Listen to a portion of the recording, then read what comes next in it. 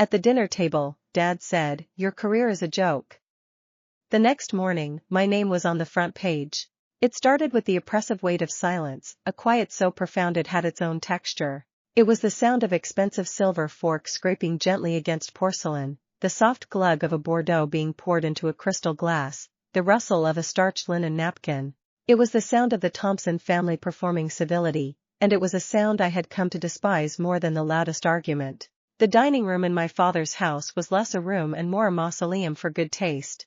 A vast, chilling expanse of white marble floors reflected the cold, geometric light of a chandelier that looked like a frozen explosion. The walls were a sterile gallery gray, adorned with abstract art that cost more than my apartment building and possessed a fraction of its soul.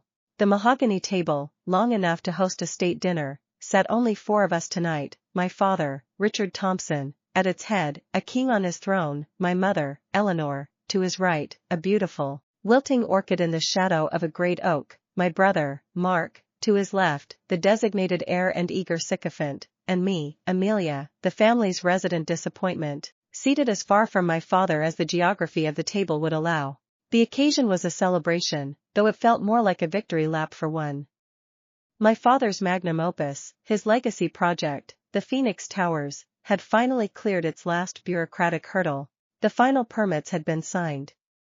The city, it seemed, had officially bent the knee.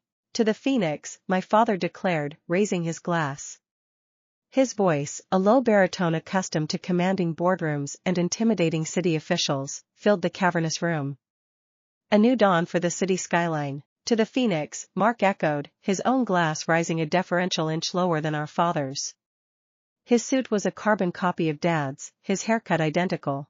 At 28, 2 years my senior, Mark had already sanded away all his own edges to fit perfectly into the mold our father had cast for him. My mother murmured her assent, her smile as thin and fragile as a spider's web. Her gaze flickered toward me, a silent plea for participation, for harmony. I raised my glass but kept my mouth shut. Toasting the Phoenix Towers felt like toasting a disease. It felt like applauding a parasite that had been feasting on the city's heart. A parasite I had been meticulously studying under a microscope for the past 6 months. My father noticed my silence. He always did. His eyes, the color of wet slate, fixed on me from down the length of the table. He took a slow, deliberate sip of his wine, the gears of his mind audibly turning. He was a predator, and I was an unfamiliar shape in his territory. "The wine isn't to your liking, Amelia?" he asked. It wasn't a question of taste. It was a test of compliance. "It's fine, Dad," I said, my voice flatter than I intended. "I'm just not in a celebratory mood, I guess." Mark scoffed, a small, superior sound. "Not celebratory? Amelia, this is the biggest private development project in the city's history. Dad has worked on this for a decade. It's going to create thousands of jobs." "I'm aware of the press release, Mark," I said, looking at the swirl of deep red in my glass. I could feel the familiar tension coiling in my stomach, the old fight-or-flight instinct that always kicked in when I was under this roof. For years, my response had been flight. Tonight, something felt different. My father set his glass down with a definitive click. "Your brother is right to be proud. This project is more than just steel and glass. It's a statement. It's about ambition. It's about building a legacy." He paused, his gaze sweeping over me, taking in my simple black dress, my lack of jewelry, my general deviation from the Thompson brand of polished success. "Something you might not understand." The jab was subtle, but it landed precisely where he'd aimed it. He wasn't just talking about the building, he was talking about me. About my life. "And how is your work, Amelia?" he continued, the word work wrapped in audible quotation marks. "Still writing for that little website? What's it called again?" "The Urban Ledger?" "It's an independent news outlet, Dad." "And it's called the City Ledger," I corrected him, my grip tightening on the stem of my glass. "And yes, it's going well." "Going well?" He chuckled, a dry, humorless sound that was more of a dismissal than an expression of mirth. He gestured around the opulent room with his fork. "This is going well. The Phoenix Towers, that's going well. What does going well look like for a blog, I wonder? Did you get a dozen new clicks this week?" Mark snickered into his napkin. My mother's eyes were fixed on her plate, her knife and fork arranged in perfect parallel, as if the sheer orderliness of her place setting could ward off the unpleasantness in the air. Her silence was a form of complicity I'd long ago stopped forgiving. "It's not a blog," I said, my voice dangerously level. "It's investigative journalism. We focus on in-depth stories the mainstream outlets won't touch. Corruption, public housing issues, zoning fraud." The last two words hung in the air between us. I had deliberately chosen them, a little test, a small pebble tossed into the placid water to see how the ripples spread. My father's expression didn't change, but I saw a flicker, a momentary tightening around his eyes. He knew exactly what kind of stories I was talking about. "How noble," he said, his tone dripping with condescension. "Fighting the good fight from your little apartment, I'm sure. Tell me, what's the latest crusade? Exposing a bodega for selling expired milk?" "Actually," I said, leaning forward slightly. The decision was made in a split second. I would give him one last chance. One final opportunity to see me as something other than a failed extension of himself. "I'm working on a major piece right now. About the downtown redevelopment. Specifically, the process by which historical landmarks are delisted to make way for new construction." The silence that followed was different.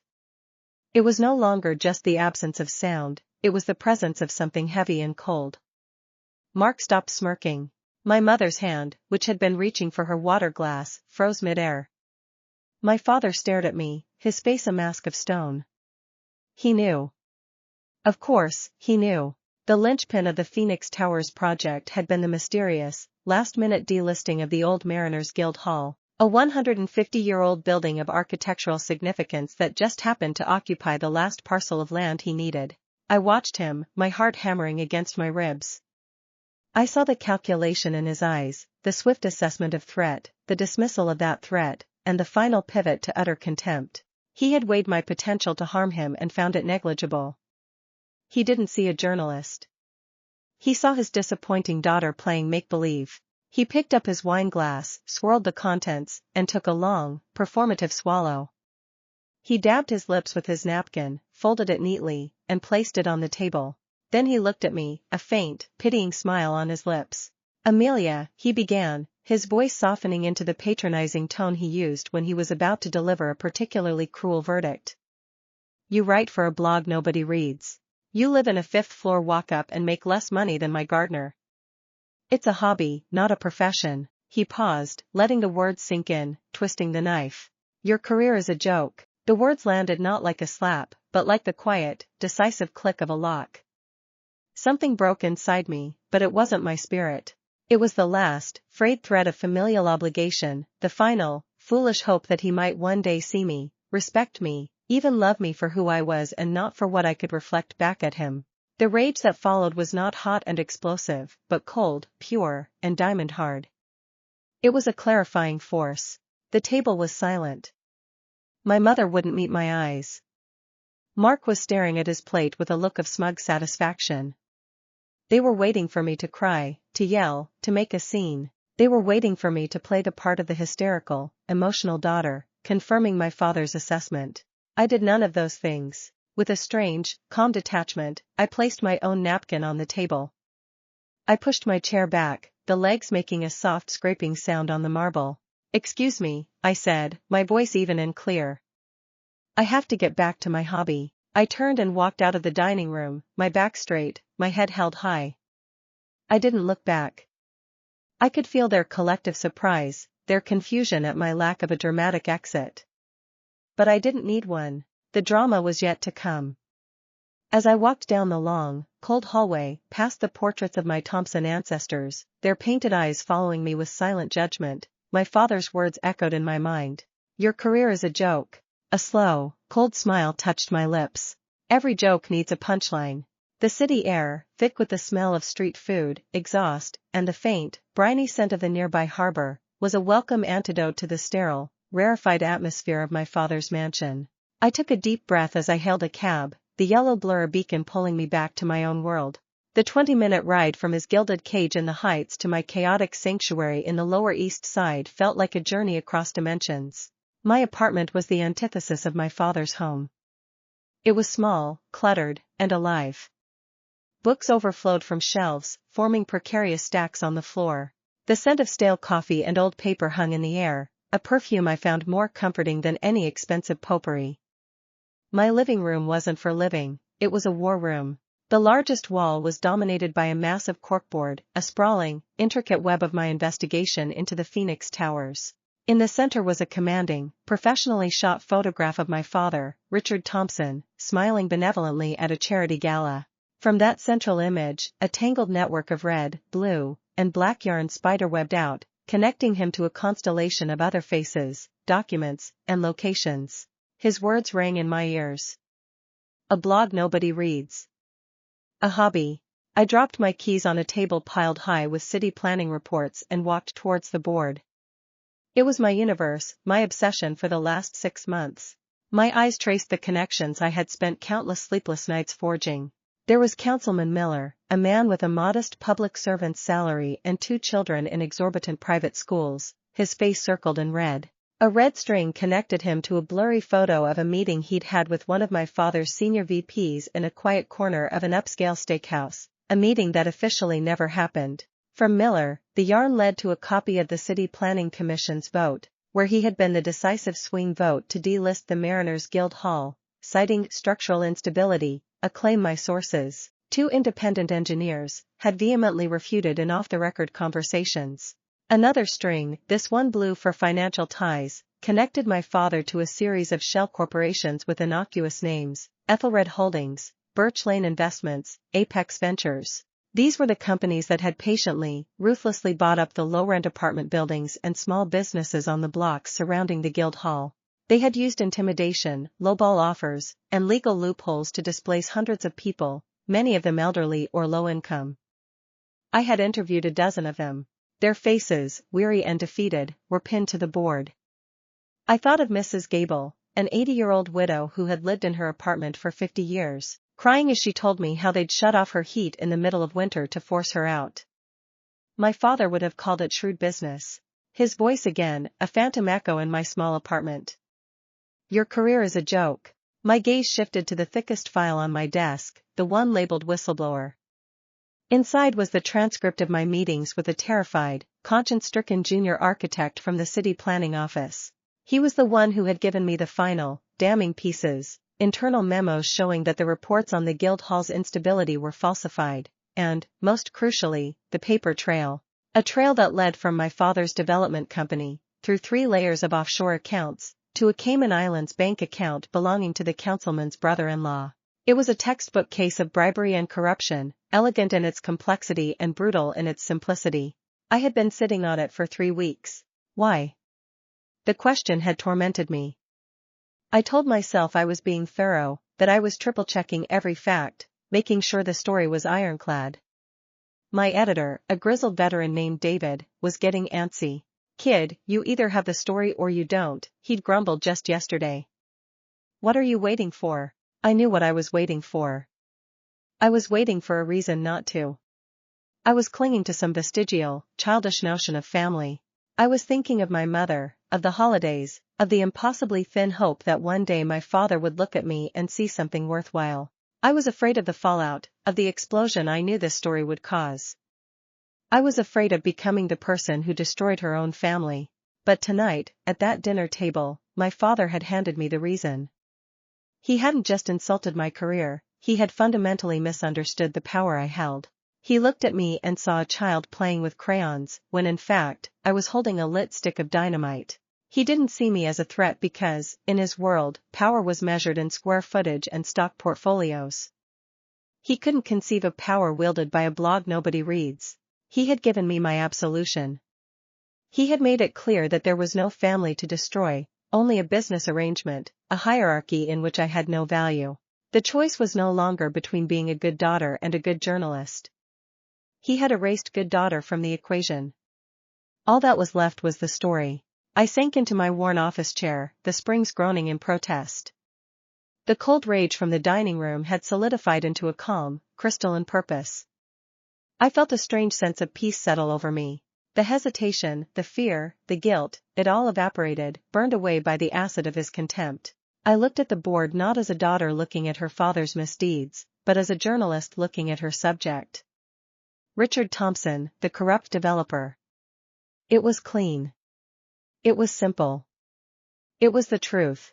I turned to my laptop, the screen glowing in the dim light of the room. I opened the final draft of the article.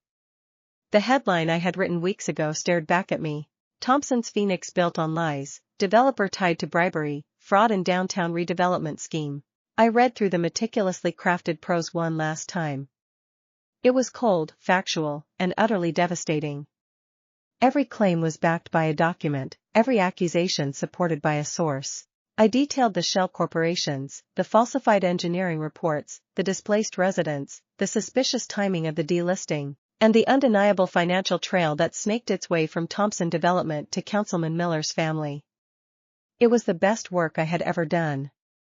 It was the story of a lifetime. I opened my secure email client. I attached the draft, along with a zip file containing scans of every key document, the bank statements, the internal memos, the sworn affidavits from the displaced residents. It was an arsenal. I composed a new email to David. The cursor blinked on the blank page. For a moment, I thought about writing a long explanation, about what happened at dinner, about why now. But it didn't matter. The work would speak for itself. I typed a single line. Subject, run it. Tonight. My finger hovered over the mouse for a fraction of a second. It felt like standing on the edge of a cliff. I could still step back. I could delete the email, burn my notes, and go on being the family disappointment, the butt of the joke. I could let him win. I thought of his face, the smug, dismissive smile. Your career is a joke. I clicked send. The sound of the click was tiny in the quiet of my apartment, but it felt like a cannon blast. It was the sound of a fuse being lit. I leaned back in my chair, the adrenaline slowly beginning to recede, leaving a hollow, buzzing emptiness in its wake. There was no going back. I had just declared war on my own father. And I had a feeling the first battle would be over by dawn. Sleep was a foreign country I couldn't find the passport for. I spent the night pacing the worn floorboards of my apartment, a sentinel on duty, fueled by black coffee and a thrumming, nervous energy. With every siren that wailed in the distance, every creak of the old building, I expected a knock on the door. My father's lawyers. Or perhaps my father himself, his fury finally ignited by a late-night call from his PR team. But the night remained quiet, a tense, held breath before the storm.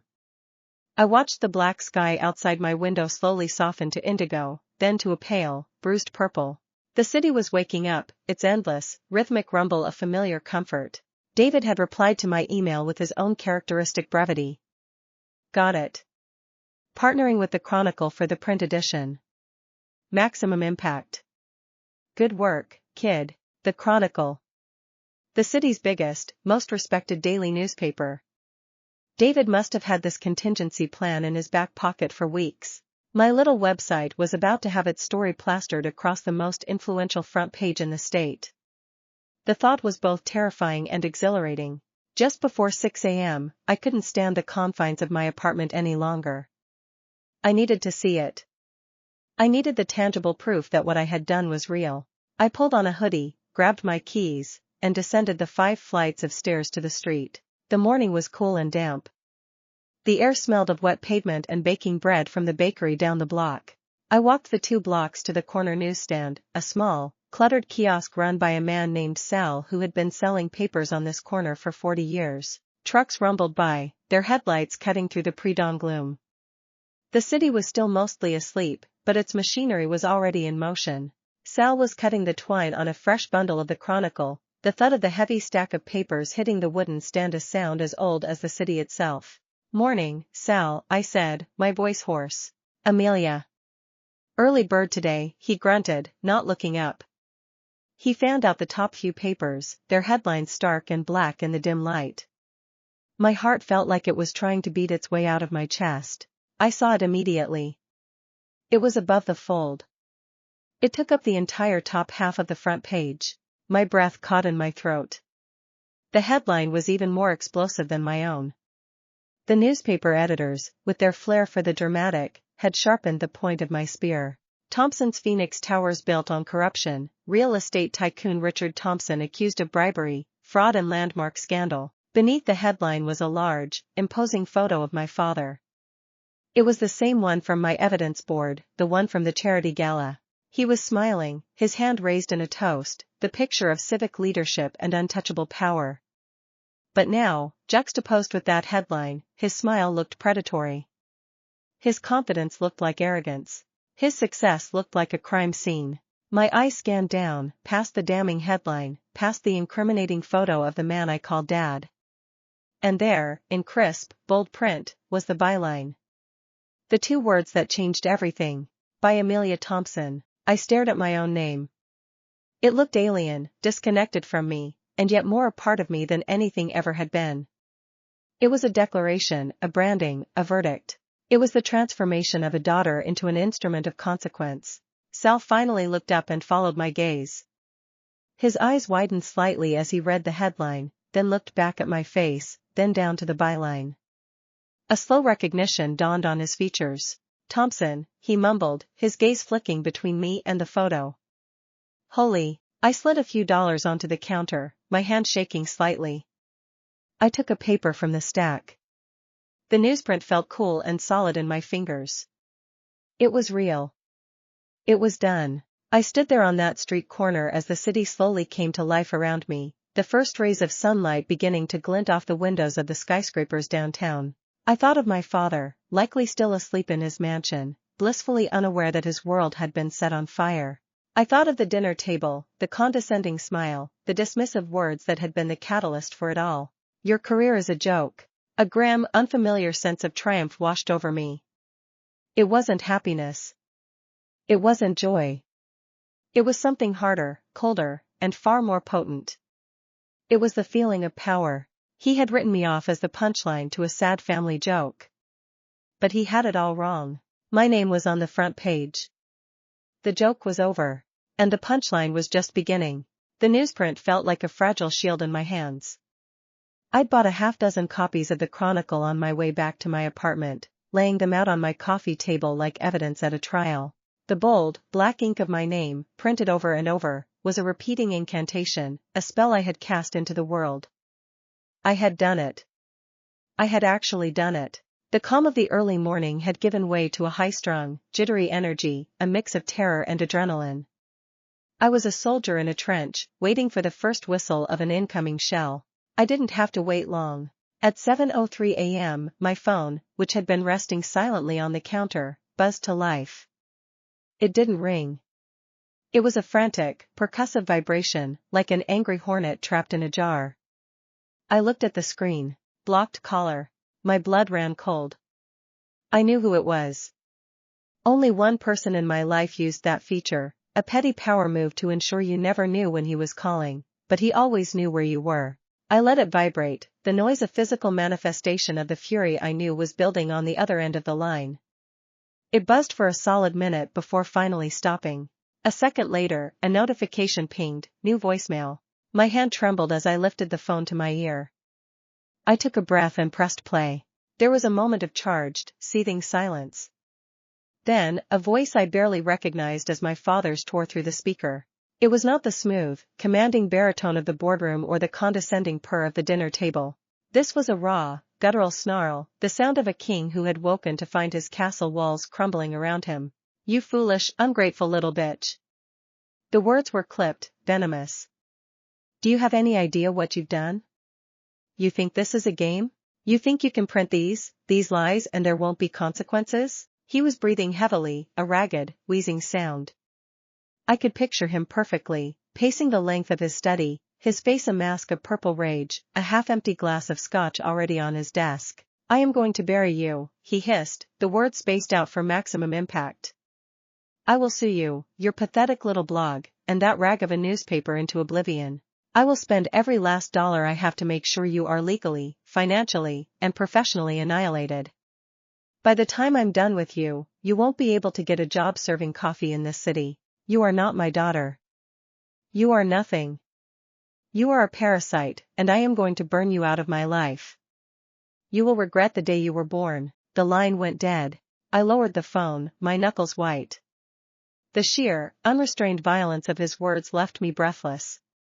Not a father to a daughter, I thought, a strange, hollow feeling echoing in my chest. A cornered CEO to an enemy. He hadn't tried to reason with me. He hadn't asked why.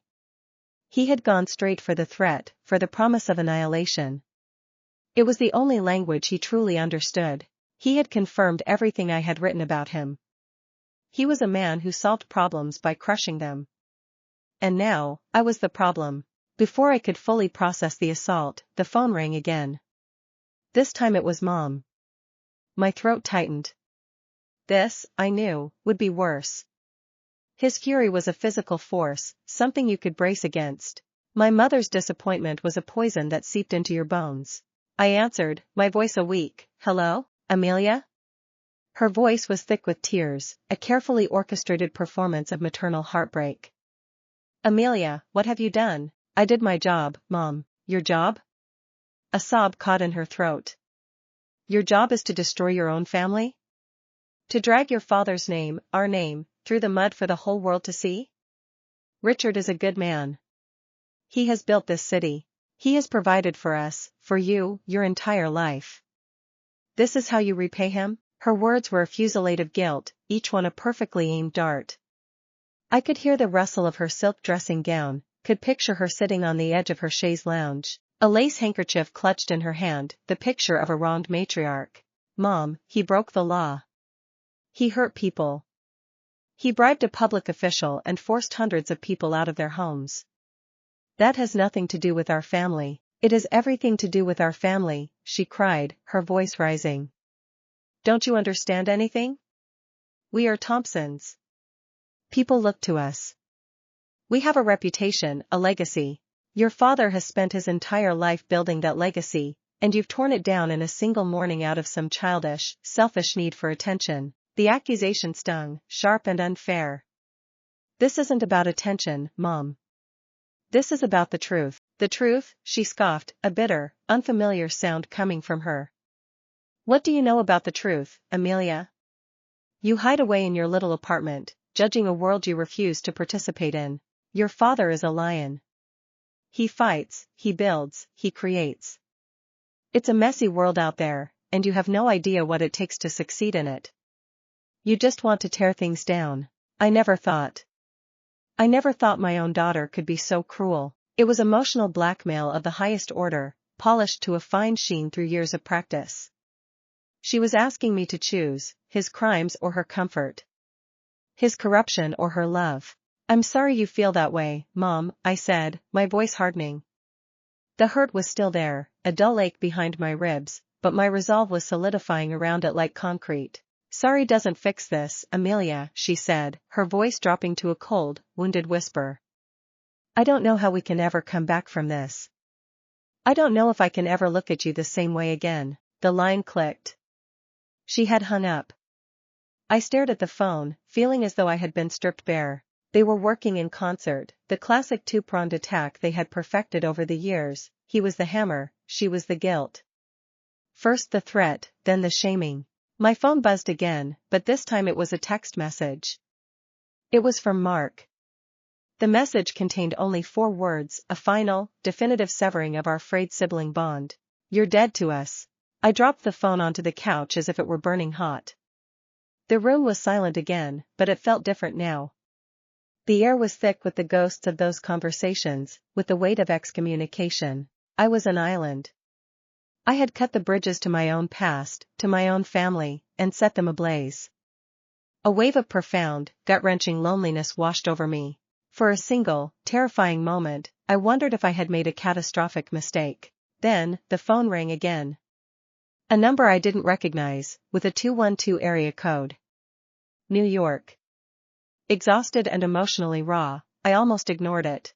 But some professional instinct, battered but not broken, made me pick it up. Amelia Thompson speaking, I said, my voice flat. Ms. Thompson, my name is Michael Chin. I'm a producer for the Times. My breath caught. He didn't have to specify which one. We just saw your piece in the Chronicle. Astounding work. Absolutely astounding. We'd like to talk to you about doing a feature interview, maybe for this weekend's edition. We think this story has national implications. I was speechless. My mind was still reeling from my father's threats and my mother's tears, and now this. A call from the New York Times. Thank you, I stammered. I'd have to check with my editor, of course. I'll send my contact information to you via text. We're very serious about this, Ms. Thompson. This is Pulitzer-level stuff. He hung up, and before I could even process the word Pulitzer, the phone rang again. This time it was an Atlanta number. Amelia Thompson? This is Sarah Jenkins from CNN. We're running segments on your investigation all day. The story is exploding. We'd love to get you on air for a remote interview this afternoon, if you're available. The calls kept coming. The Washington Post. NPR. A producer for a major nightly news program. It was a deluge, a tidal wave of professional validation that crashed against the shores of my newfound isolation. My family was casting me out, convinced I had committed an unforgivable sin. But the world I had fought so hard to be a part of, the world my father had belittled and dismissed, was welcoming me with open arms. They weren't just reading my work, they were calling it important. They were calling me important. In the middle of the whirlwind, a call came in from David. "Kid, you still alive?" he asked, his gruff voice a comforting anchor in the storm. "Barely," I breathed. "My phone won't stop ringing." "Yeah, mine too. The big leagues are calling. You're the hottest name in journalism right now." He paused. "I'm guessing you've heard from the family." "You could say that," I said, the understatement hanging in the air. "Listen to me," he said, his voice serious. "Don't talk to anyone yet. Not CNN, not the Times, nobody. And whatever you do, do not talk to your family again. They're wounded, and they're going to try to poison the well. We need to be smart. Your father's not going to take this lying down. He's going to hit back, and it's going to be ugly. Get down to the office. We need to plan our next move." He was right. This was just the beginning of the fallout. My father was a fighter. He wouldn't be defeated by a single newspaper article. He would regroup, strategize, and launch a counteroffensive. And I had a feeling it would be a public one. The offices of the City Ledger were a chaotic jumble of desks and computers crammed into a loft space above a wholesale fabric store. It smelled perpetually of old coffee and deadline-induced sweat, a stark contrast to the mahogany and leather scent of my father's world. But today, the place was electric. My colleagues, a small, dedicated team of overworked and underpaid journalists, gave me a round of applause when I walked in. It was awkward and overwhelming, but for the first time in hours, I felt like I was among allies. David ushered me into his glass-walled office, which was only slightly less cluttered than the main room. He pointed to the small television mounted in the corner. "You're going to want to see this," he said, his expression grim. On the screen, a breaking news banner flashed across the bottom: "Richard Thompson TO hold press conference at 11 a.m. My stomach plummeted. "Already? He's not wasting any time," David said, sinking into his chair. "He's trying to get ahead of the story.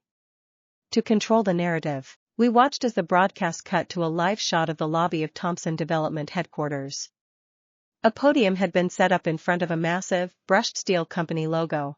It was swarming with reporters, a forest of microphones and cameras all pointed at the empty stage. At precisely 11 o'clock, my father walked out. He wasn't the snarling monster from the voicemail. He was the man I had seen my whole life, impeccably dressed in a dark, conservative suit, his silver hair perfectly coiffed, his expression a mask of solemn dignity. He looked calm, composed, and utterly in control. To his side, clutching his arm, was my mother. She looked pale and fragile, her eyes red-rimmed, a perfect portrait of the loyal, grieving wife. The two of them together were a powerful image, a united front against a vicious attack. My father stepped up to the podium, adjusted the microphones, and surveyed the crowd with a heavy sigh. He looked directly into the main camera, and for a chilling moment, I felt as if he were looking right at me. "Good morning," he began, his voice resonating with gravitas and a carefully modulated note of pain. "I wish I were here today to talk about the future of our great city. Instead, I am forced to address a series of vicious, unfounded, and deeply personal attacks against me and my family." He paused, letting the weight of his words settle. "The article published this morning is not a piece of journalism. It is a work of fiction, a slanderous fabrication born not from facts, but from a long and painful history of family troubles. My blood ran cold. I knew what he was doing. He was pivoting.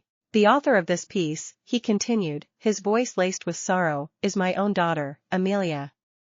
It breaks my heart to stand here and say this, but my daughter is a troubled young woman.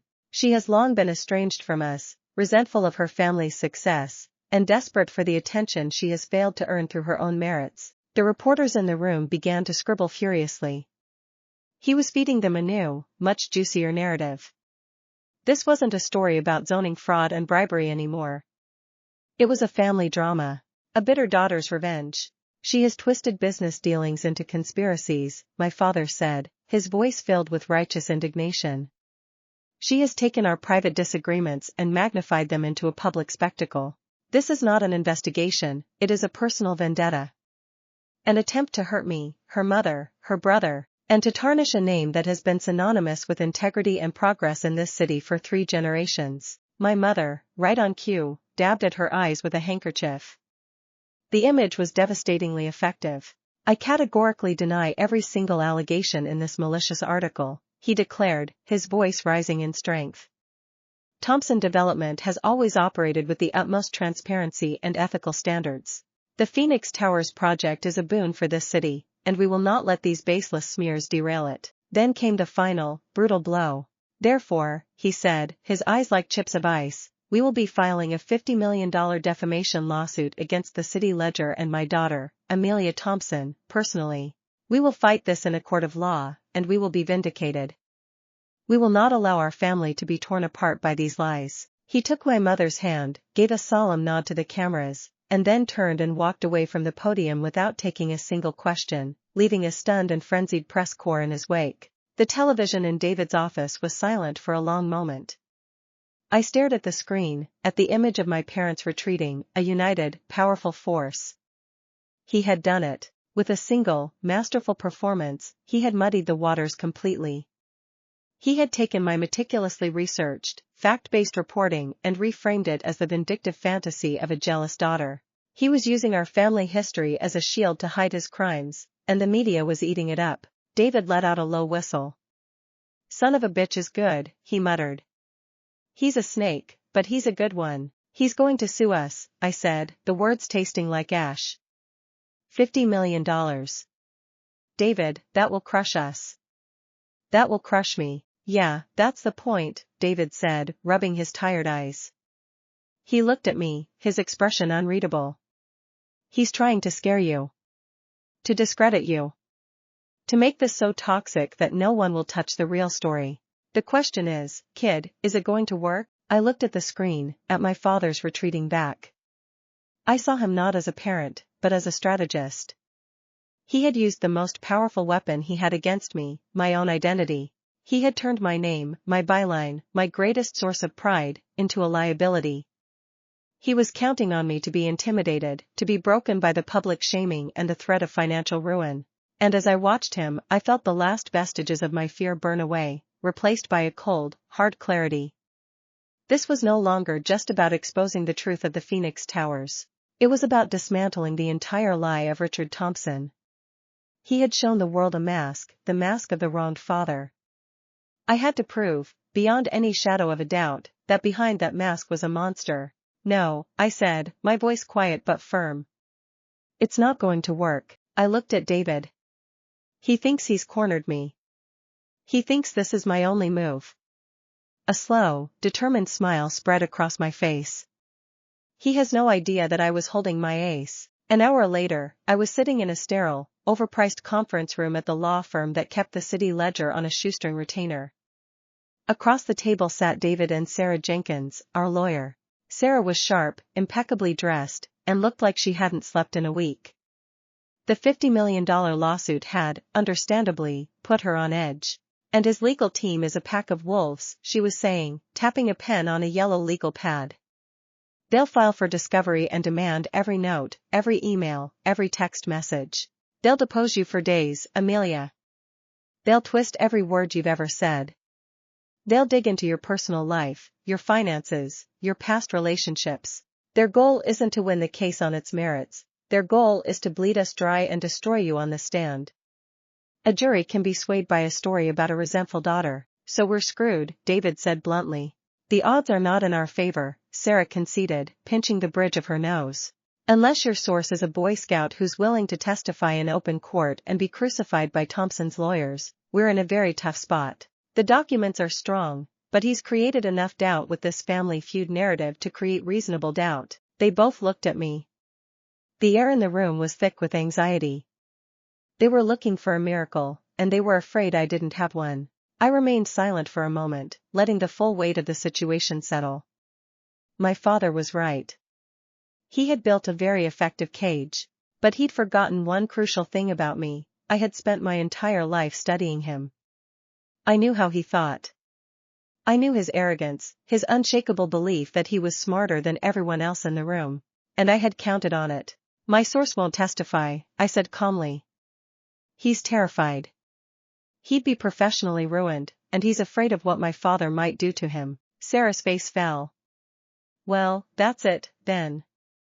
We'll have to print a retraction but, I interrupted, reaching into my bag. I pulled out a small, sleek, digital audio recorder and placed it on the polished table between us.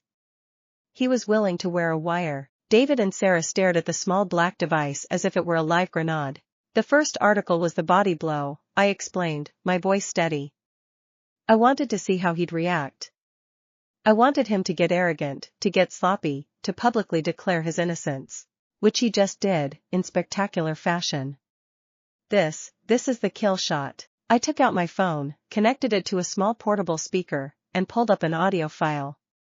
This is from 2 months ago, I said. My source, the junior architect, was called into a late-night meeting with my father and Councilman Miller to finalize the details of the Guildhall demolition. He was nervous, so he recorded it. I pressed play. The conference room filled with the sound of clinking glasses and low, conspiratorial chuckles.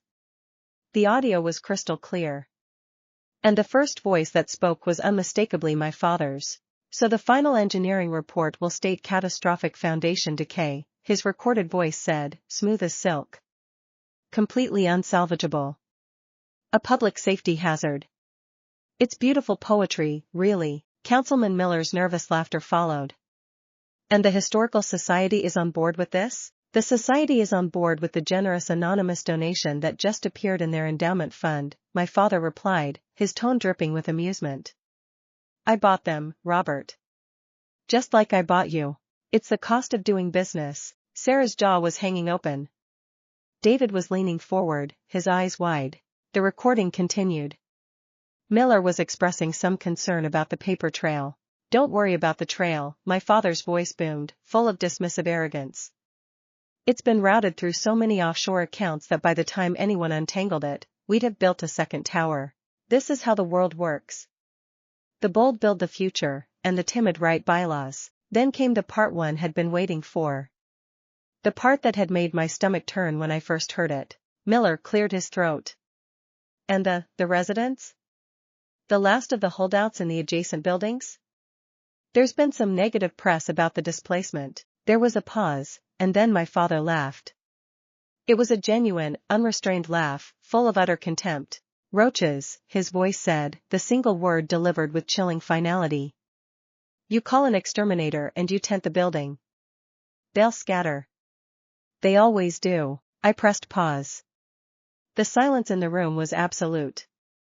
Sarah was staring at the speaker, her face pale with shock. David looked like he had been physically struck. The casual cruelty, the undisguised corruption, the sheer, naked ego, it was all there. It wasn't a daughter's interpretation. It was the man himself, in his own words. That, Sarah whispered, her lawyerly composure completely gone, is a smoking gun. That's the end of Richard Thompson, David said, a slow, predatory grin spreading across his face. When do we run it? I looked at them both, the plan already fully formed in my mind. It wasn't enough to just release it. The delivery had to be as calculated and devastating as the content itself. It had to be a public execution. He called an emergency shareholders meeting for tomorrow morning, I said. To reassure his investors and project an image of strength.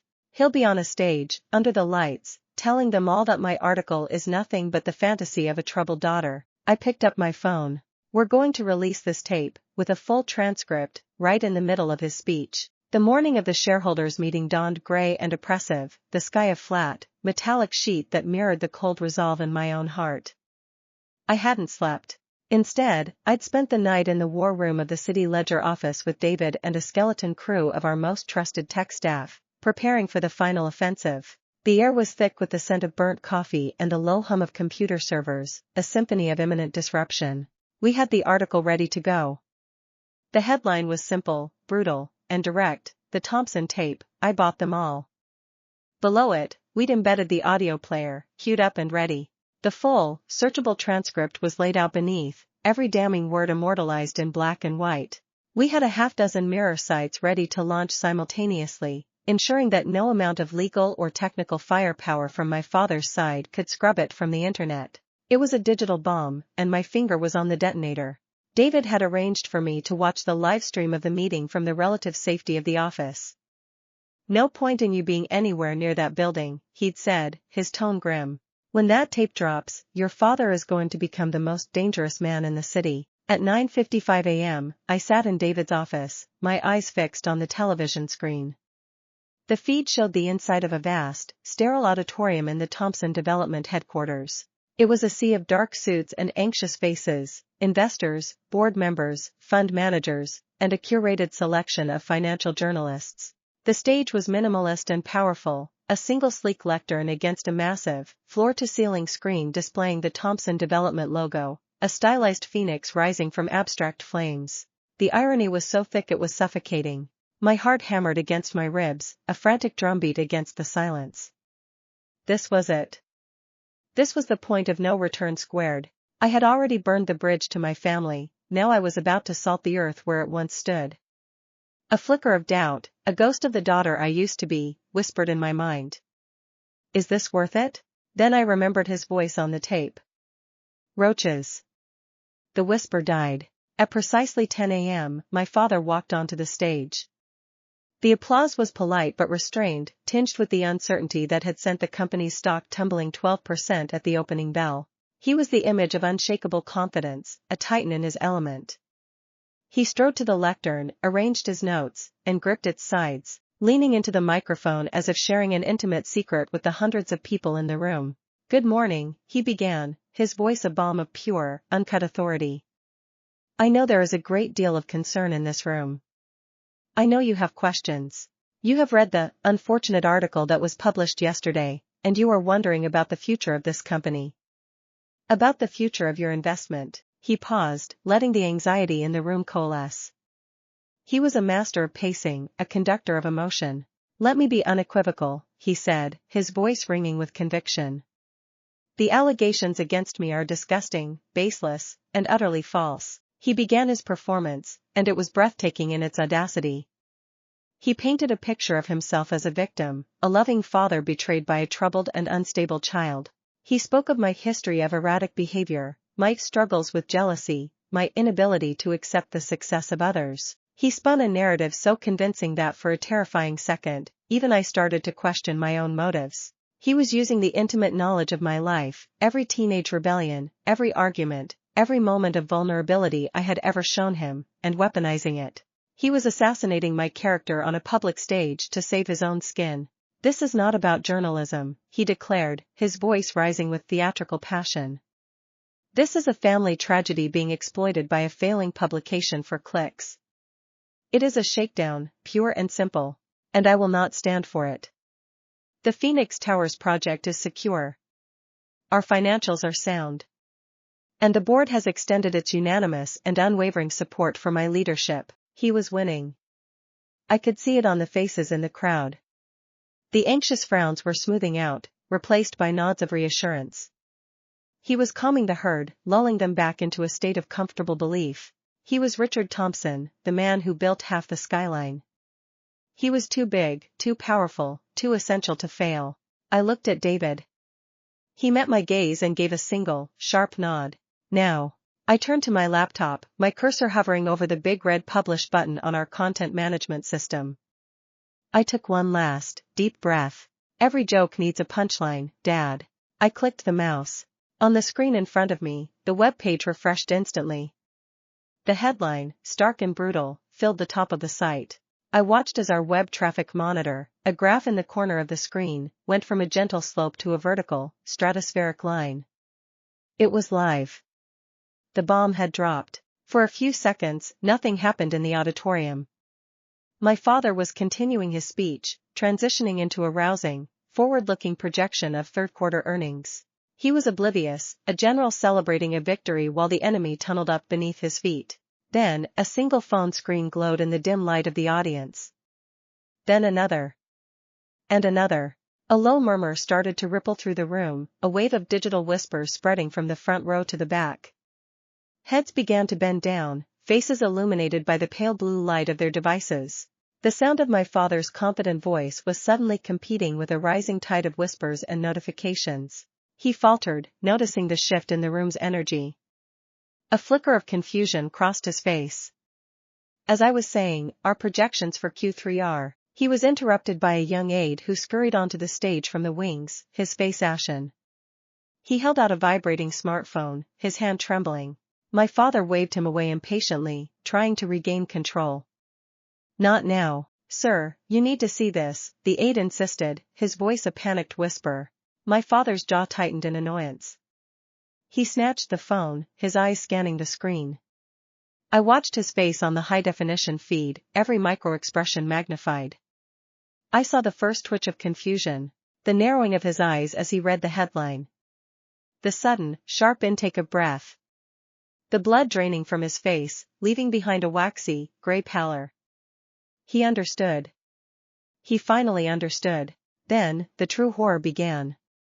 Someone in the front row, a journalist from a major financial news network, had the audacity to turn up the volume on their phone. The sound was tinny, but in the suddenly silent auditorium, it was as clear as a gunshot. So the final engineering report will state catastrophic foundation decay. Completely unsalvageable. It's beautiful poetry, really, my father's own voice, smug and corrupt, echoed through the hall. He looked up from the phone, his eyes wide with a feral, cornered animal panic. He saw hundreds of faces staring back at him, not with reassurance now, but with dawning horror, with betrayal, with utter contempt. Another person played the audio. And another. Soon, the room was filled with an overlapping, chaotic cacophony of his own damning words. I bought them, Robert.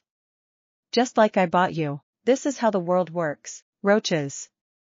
You call an exterminator. The carefully constructed facade of Richard Thompson, the titan of industry, the benevolent patriarch, shattered into a million pieces in real time. The emperor was not just naked, he was revealed to be a monster, skinned alive by his own words. The camera zoomed in on his face. The mask was gone. All that was left was a hollowed-out old man, his mouth slightly agape, his eyes darting around the room as if looking for an escape that did not exist. The flashbulbs of the press cameras started to go off, a relentless, machine-gun-like strobe, capturing his public execution for eternity. Checkmate. I leaned back in my chair in David's office, a profound, chilling calm settling over me. I felt no joy, no elation. Just the quiet, grim satisfaction of a difficult job completed. The joke was over. The punchline had been delivered.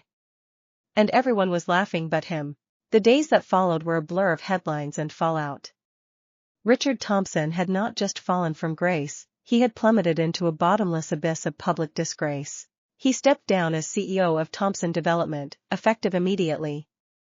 The company's stock didn't just tumble, it cratered, losing over 60% of its value in a single day of trading. The board, the same one that had offered its unwavering support, issued a scathing public condemnation and announced a full-scale internal investigation. The Phoenix Towers project was dead, officially suspended by the mayor's office pending a federal investigation. Councilman Miller had resigned in disgrace and was reportedly in negotiations for a plea deal with the U.S. Attorney's Office. The Thompson family name, once a symbol of power and prestige, was now a synonym for corruption, a permanent stain on the city's history. My mother and brother had vanished from public view, retreating into the silent fortress of the family mansion.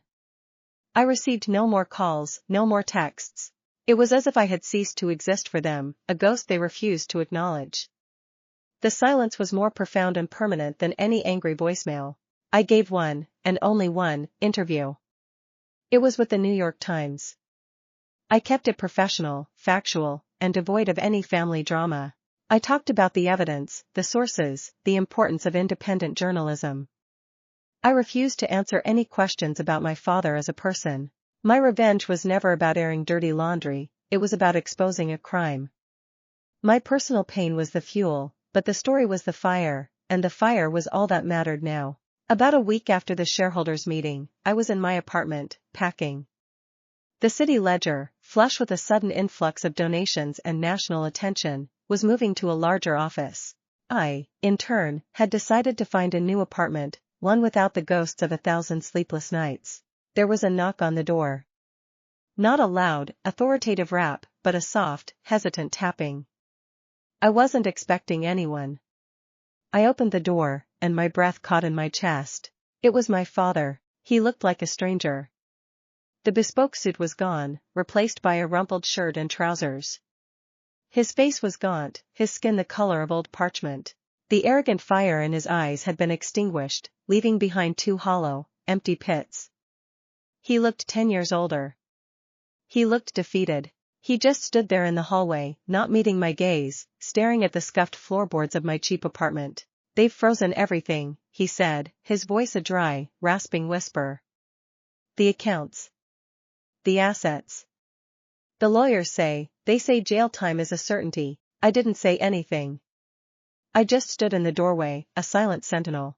He finally looked up, his eyes searching my face for something, pity, remorse, a flicker of the daughter he had lost. He found none of it. "Why?" he asked. The question was not angry. It was genuinely bewildered, the last, desperate query of a man who still couldn't comprehend how his world had been so completely unmade. He still thought this was about him and me. I looked at him, the man who had shaped and broken me in equal measure. The cold rage was gone, the burning need for revenge sated. All that was left was a vast, quiet emptiness. I felt no hatred. I felt nothing at all. "You want to know why?" I said, my voice as calm and steady as a frozen lake.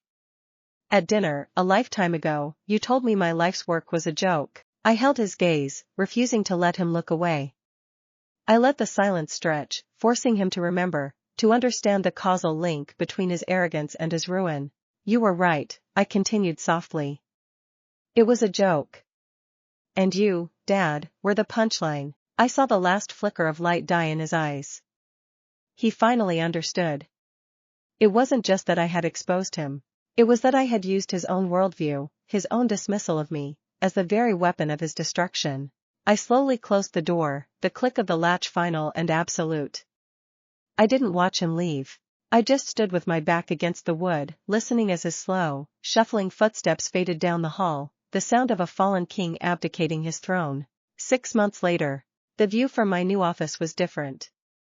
I was no longer looking out at the grimy brick wall of the building next door. Now, from my desk on the 24th floor of the Chronicle building, I could see the city spread out beneath me like a living map. The downtown skyline, the distant shimmer of the harbor, the endless grid of streets teeming with life. I had accepted a position as a lead investigative reporter for the newspaper, with a mandate and a budget that made my old life at the Ledger feel like a dream. My first byline for them, an exposé on corruption in the Public Housing Authority, had run on the front page last Sunday. My new office was larger, cleaner, and still felt unfamiliar. The one familiar object was the large corkboard that leaned against the far wall. It was no longer covered with the intricate web of the Thompson case. That board, along with all my notes, now resided in a box in a secure evidence locker, part of the ongoing federal case against my father. This new board was mostly empty, save for a single photograph pinned in its center. It was a picture of a powerful tech CEO, a man celebrated as a visionary innovator, a man whose company was quietly buying up the city's water rights through a series of anonymous LLCs. A few strings of yarn, blue for financial, red for political, were just beginning to radiate from his smiling face. A new story. A new target. The ghosts of my old life were quiet now. Richard Thompson had taken a plea bargain, 7 years in a minimum security federal prison. My mother had sold the mansion and moved to Florida, to a quiet community where the Thompson name meant nothing. I hadn't spoken to her. Mark, stripped of his inheritance and his future at the company, had left the country. The Thompson dynasty was over. My phone rang, a dedicated line for sources. I picked it up. "Thompson," I said. A nervous voice on the other end spoke in hushed tones, feeding me a tip, a name, a date. I listened intently, my pen flying across a fresh page in my notebook. The old thrill, the pure, clean hunt for the truth, surged through me. When I hung up, I walked over to the board and pinned a new index card next to the CEO's photo. I connected them with a piece of red yarn. The web was beginning to grow again. I looked out the window at the skyline my father had so desperately wanted to dominate. The spot where the Phoenix Towers were meant to stand was still an empty lot, a scar on the face of the city. He had wanted to build a legacy of steel and glass, a monument to his own name. But his real legacy was me. A small, genuine smile touched my lips. It wasn't a smile of triumph or revenge, but of purpose. I had destroyed my father's legacy, but in doing so, I had finally started building my own, one byline at a time. My career was no longer a joke. It was a force to be reckoned with. And I was just getting started.